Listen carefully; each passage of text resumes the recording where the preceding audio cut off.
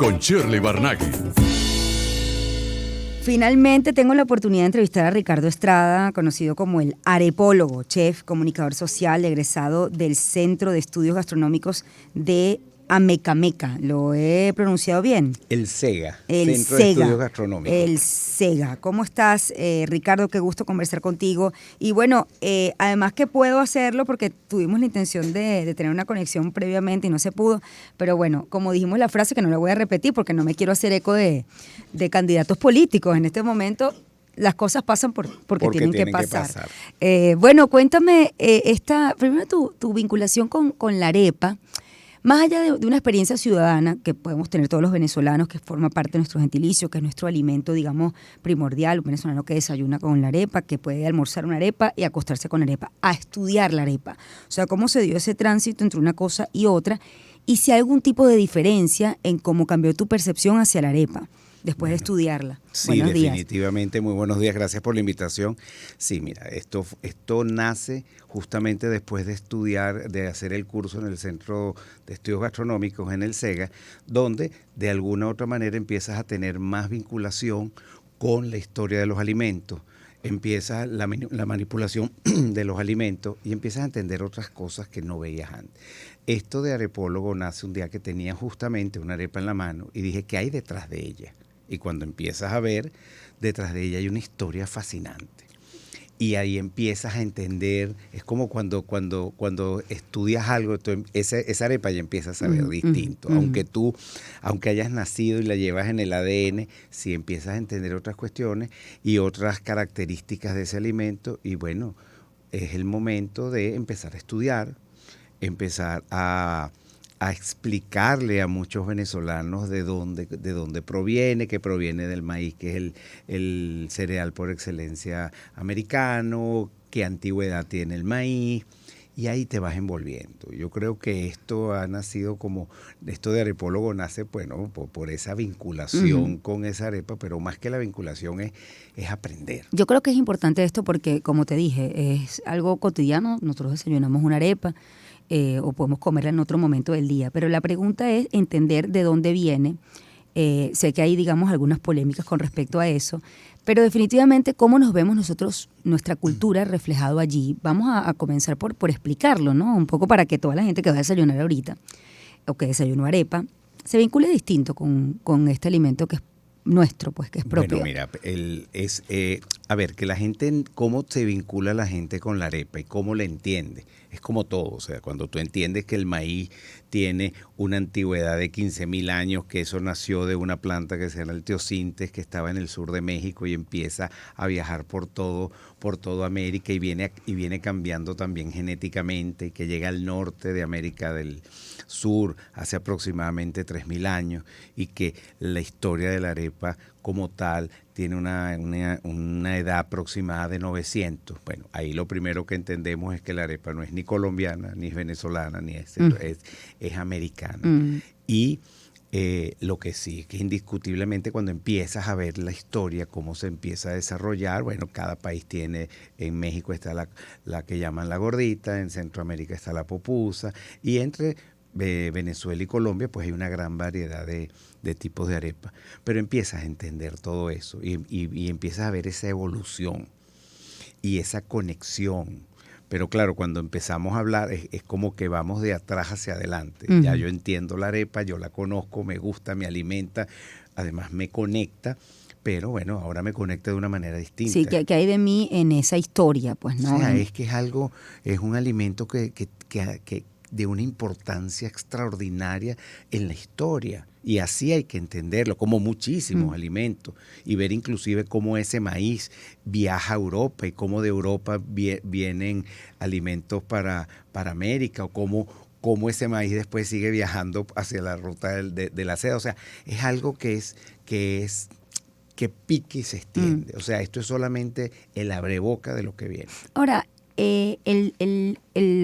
la arepa como alimento, diría yo, masivo, ¿no? Comienza ya con la industrialización de la harina de maíz. Sí, mira, la arepa siempre ha estado presente en la mesa del venezolano, del colombiano, como te decía. Pero por supuesto la forma de hacerla era más tedioso, era sacar el grano, hervirlo, después es molerlo, o sea, lo que llamaban Y el por lo maíz pilado. laborioso no era, a ver, no estaba tan presente como se quería. Estaba, pero no como ahora, Ujú. ¿entiendes? Después que surge la harina precocida en 1962, con la empresa, con la harina Pan, que es la que se inicia ese proceso grande de industrialización.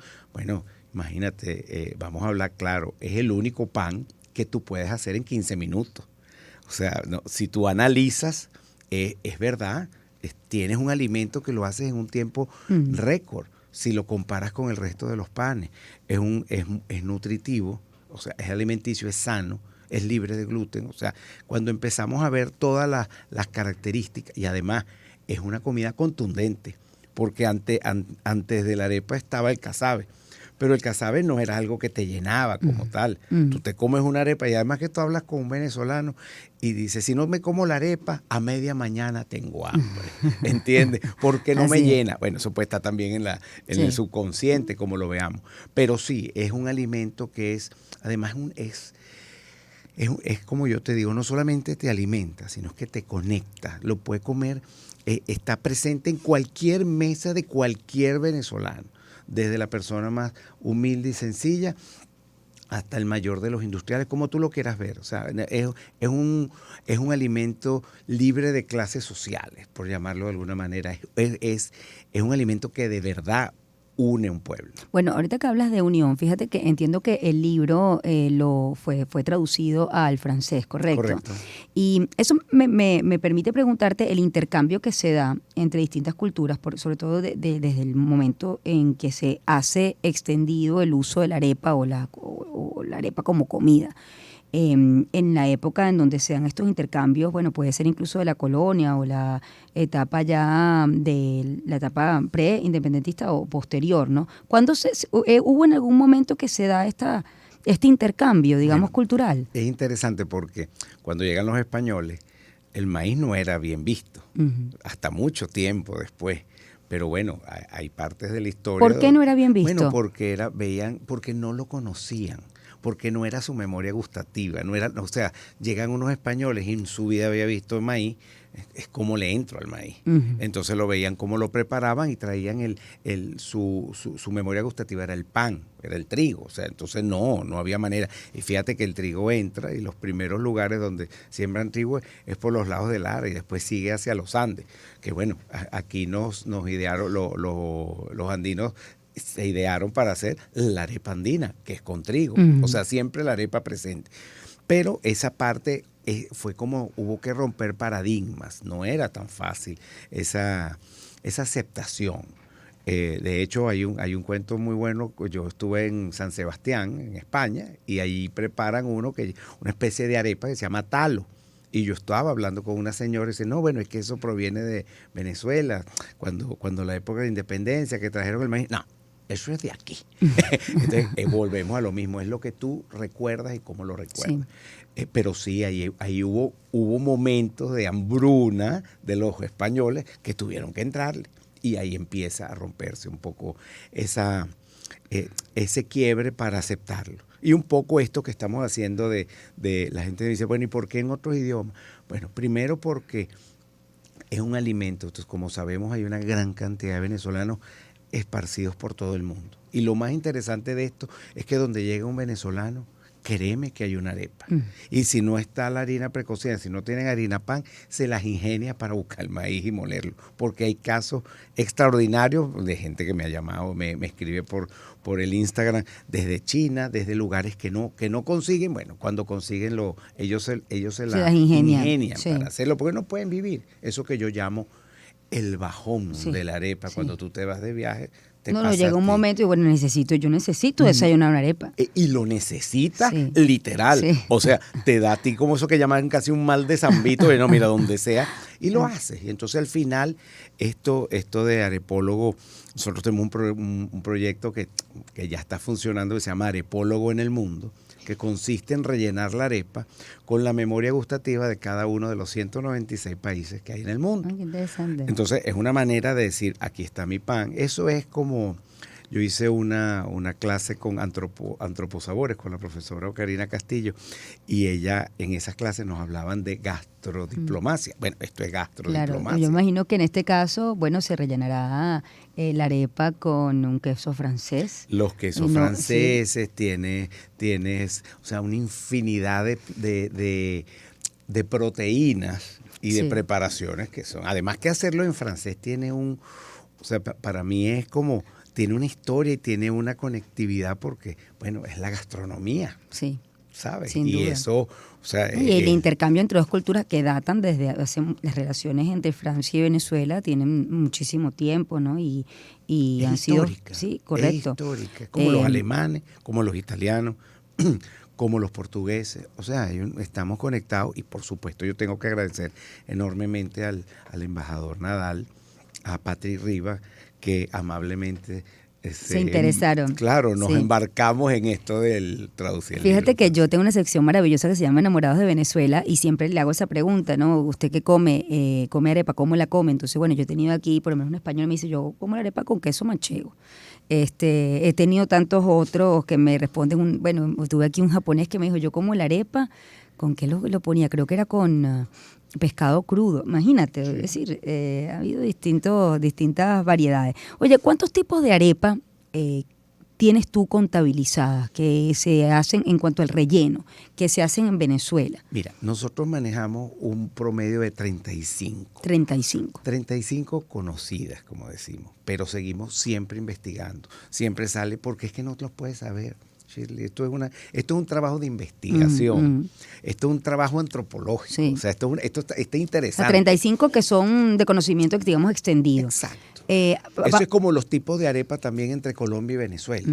En Colombia hablan de 120, 130, en Venezuela hablamos de 20, 25 tipos de arepa. Pero cada vez que tú vas a un sitio descubres algo.